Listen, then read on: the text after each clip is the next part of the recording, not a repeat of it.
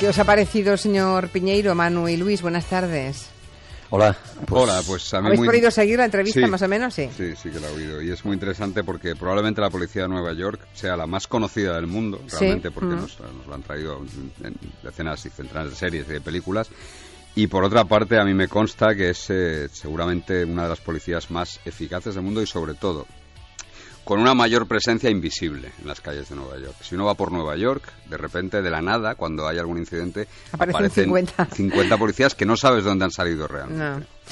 Bueno, estamos descubriendo que tenemos también muchísimos oyentes policías, porque oyendo la entrevista ahora se han comunicado con nosotros y, bueno, haciendo todo tipo de consideraciones muy interesantes. Quizá un día también sería para abordar los métodos que tiene la policía y cómo trabajan. Hay una cosa que ha dicho que me parece clave, que quizá en España no está haciéndose todavía, que es, él ha dicho que hay pequeños delitos que molestan mucho a la gente más débil, ¿no? Sí. Evidentemente nadie hace botellón en casa de botín, ni nadie hace... Y eso hay que cuidarlo más en España, ¿no? La gente de clase media y clase media baja sufre muchísimos delitos pequeños, ¿no? O los carteristas en el metro, o, en fin, todo eso. Sí, tiene una buena discusión esta. Bueno, ponemos esta música porque el tipo del que van a hablarnos hoy Manu Marlasca y Luis Rendueles en Territorio Negro se hacía llamar Mark Knopfler, como el formidable guitarrista que estamos escuchando, ¿no?, de los Dire Straits. El nombre real es Igor Chernavsky, ¿no? Chernavsky.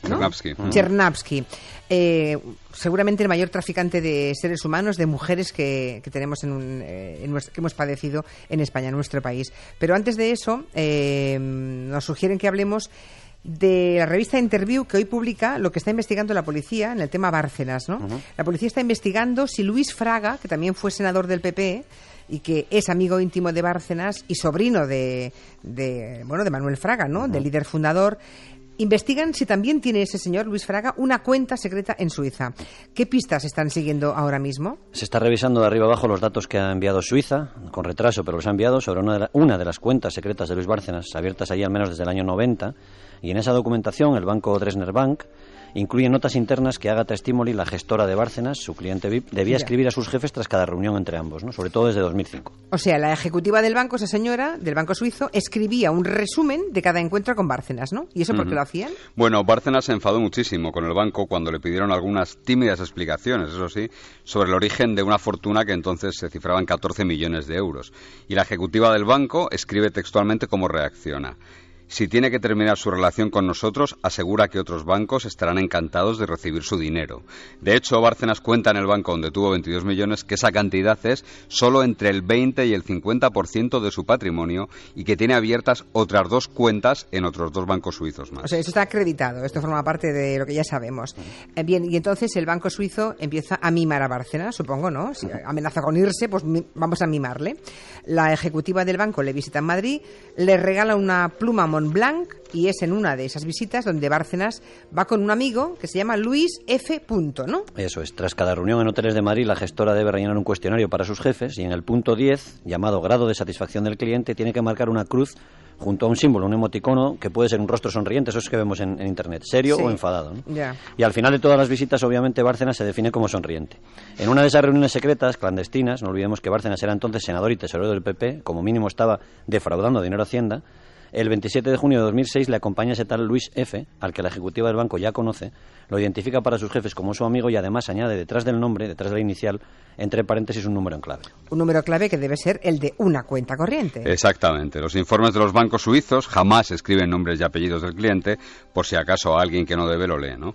Y en este caso hay un segundo resumen de otra visita a Madrid, el 16 de marzo del año 2007, donde la ejecutiva del Dresdner Bank escribe que le ha dado al cliente, se refiere a Bárcenas, el extracto de la cuenta de 120, el mismo número de Luis F. Ya, o sea que Bárcenas es muy amigo de ese Luis F., tanto que incluso controla, o al menos le aconseja, sobre cuentas en Suiza. Bien, ¿por qué se investiga ahora si ese Luis F. es Luis Fraga, sobrino de Manuel Fraga? En esa misma comisión rogatoria se incluye un informe de una agencia de detectives que contrató el banco suizo, que no se fiaba demasiado de Bárcenas y sus millones, y allí se habla de su relación con Luis Fraga, es el único Luis F. que sale en el documento, en un negocio en un portal digital de salud en España en el año 2001.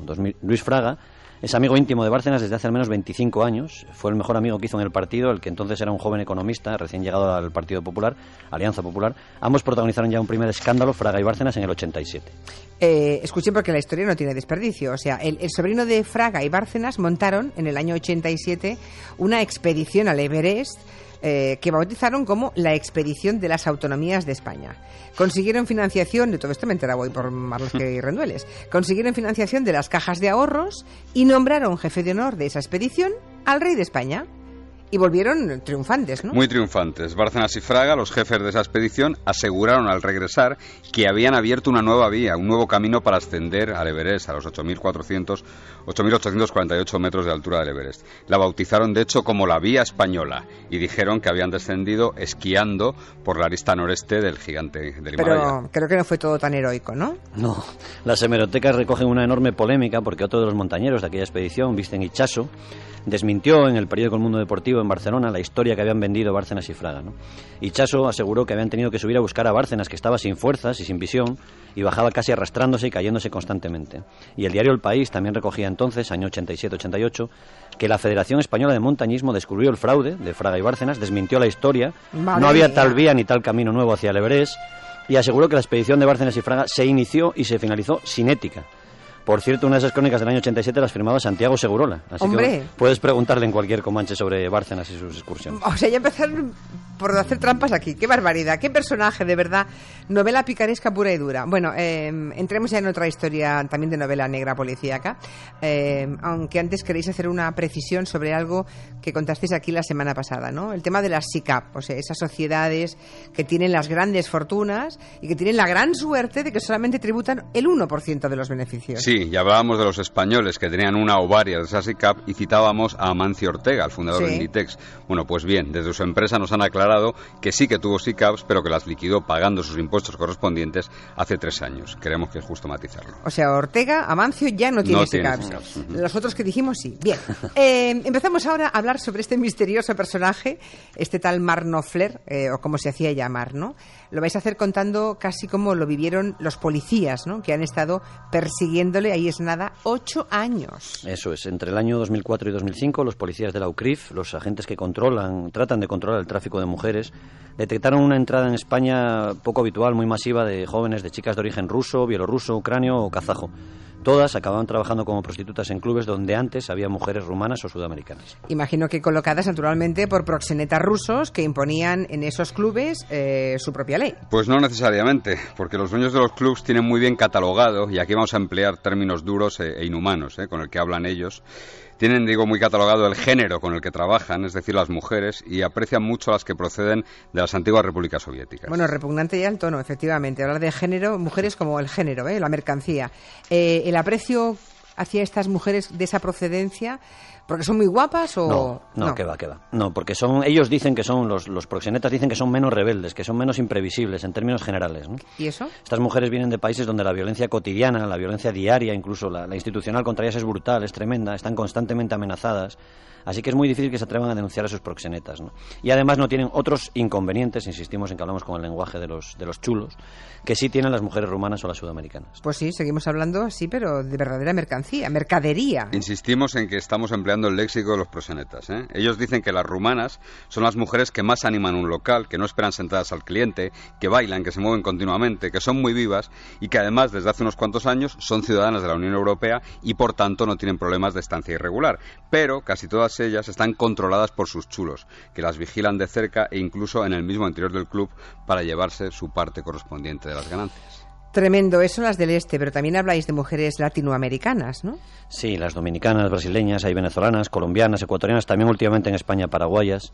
Esas mujeres contraen una altísima deuda con sus traficantes y por eso es más fácil que alguna intente escapar de las redes y denuncie a los proxenetas. Volvamos a estas pobres mujeres rusas y a esos años, el 2004 y el 2005, en los que la policía española se da cuenta de que llegan muchísimas de ellas y se dan cuenta que van a ser explotadas como prostitutas.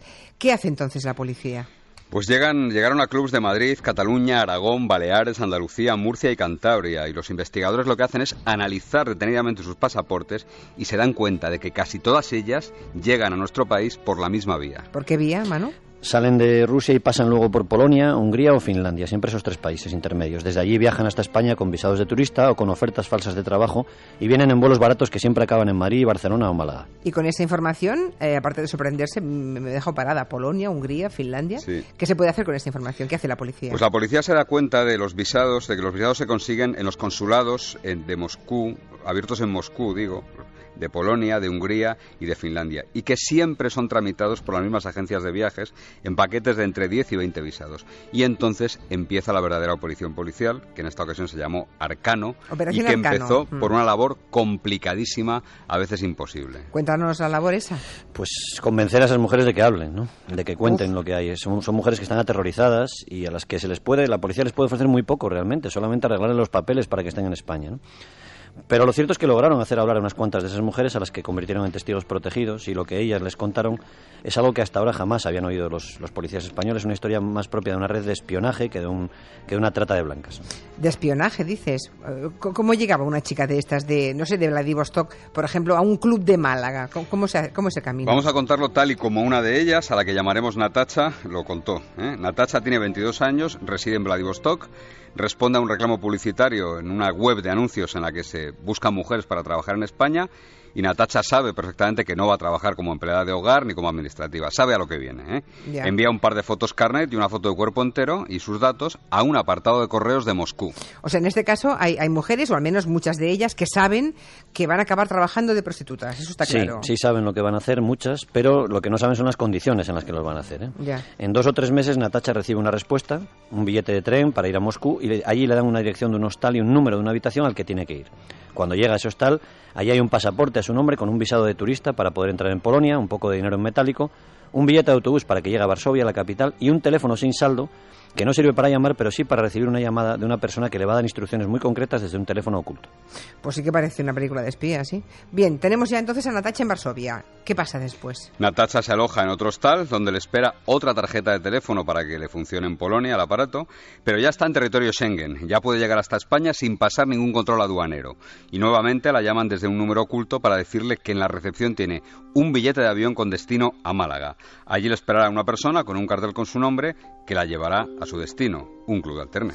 ¿Y este testimonio de Natacha no sirve de mucho, decís? Porque, claro, contaba así. No puede decirle a la policía ningún número de teléfono, porque la han llamado siempre desde teléfonos ocultos. No ha visto a nadie, nada más que al primero, la última persona, el último que la lleva hasta el club, pero este es un pringao, es el último eslabón de la cadena. Ya. La policía sabe que como Natacha están llegando hasta España cerca de 20 mujeres a la semana por la misma red, y que las está trayendo la misma organización. ¿Y cómo encuentran entonces el hilo del que tirar para dar con la cabeza de esa red? Si tan... Bueno, lo que hace la gente de la UCRIF es extremar la vigilancia sobre los dueños de los clubs en los que se había colocado a mujeres rusas. La operación Arcano ya está en la Audiencia Nacional, y el juez Eloy Velasco autoriza a intervenir los teléfonos de algunos dueños de esos locales. Además, el enlace de la policía española en Moscú envía la identidad y la foto de un tipo al que muchos acusan de llevar mujeres no solo a España, sino a otros países de Europa e incluso a algunos Emiratos Árabes. ¿Y quién era ese individuo? ¿Era la pista buena, digamos? Sí, era Igor Chernavsky, y su foto, aunque con una antigüedad de 20 años, según un policía que lo persiguió, era la de un ruso cualquiera de los rusos de hace 20 años. Ya.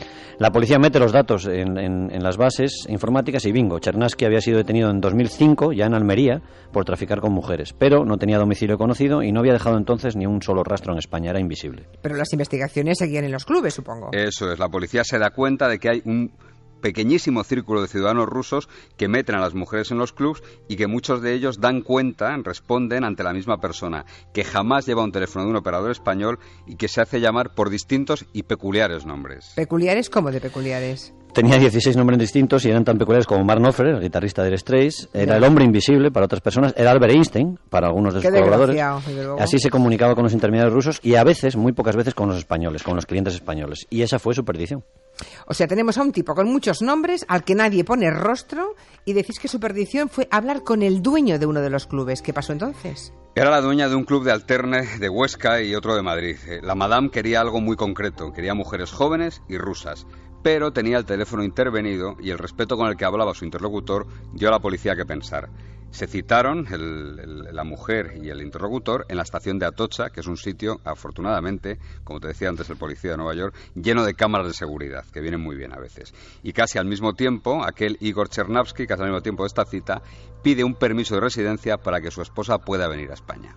Vaya, ¿y qué ocurre en esa cita del misterioso hombre invisible con la dueña de ese club de alterne de Huesca? La policía le pone cara, por fin, gracias a esas cámaras saben quién es y gracias a su petición de reagrupamiento saben dónde vive.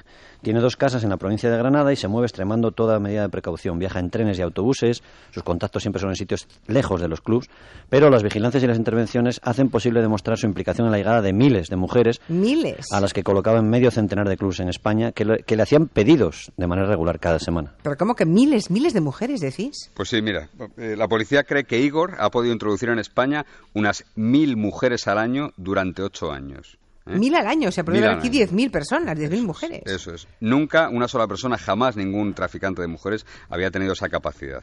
Finalmente, el pasado mes de octubre, la policía hace estallar la Operación Arcano, le detuvo a él y a unos cuantos intermediarios. Aún hoy sigue encarcelado e imaginamos que la policía ahora, detrás de lo que anda, es detrás del rastro de la fortuna que ha amasado durante todos estos años. Bueno, ¿cuánto dinero tendrá este individuo por cada servicio de las mujeres? Se llevaría por todo, ¿no? No se sabe, no se han encontrado ni un euro. Él no participaba en el metálico, en la parte del negocio. Lo único que hacía era suministrar mujeres, pero no se llevaba nada de los beneficios diarios de las prostitutas. Ese dinero era solo para los dueños de los clubs. O sea, que parecía no mancharse demasiado en un negocio tan absolutamente repugnante, tan sucio, aunque imagino que le salía muy rentable. Ya encontrarán el dinero, esperemos. Vamos a hacer cuentas, ya verás. El viaje de Natacha, la chica de la que hablábamos antes, de Vladivostok a Málaga, ¿sí?, sale por entre 600 y 800 euros.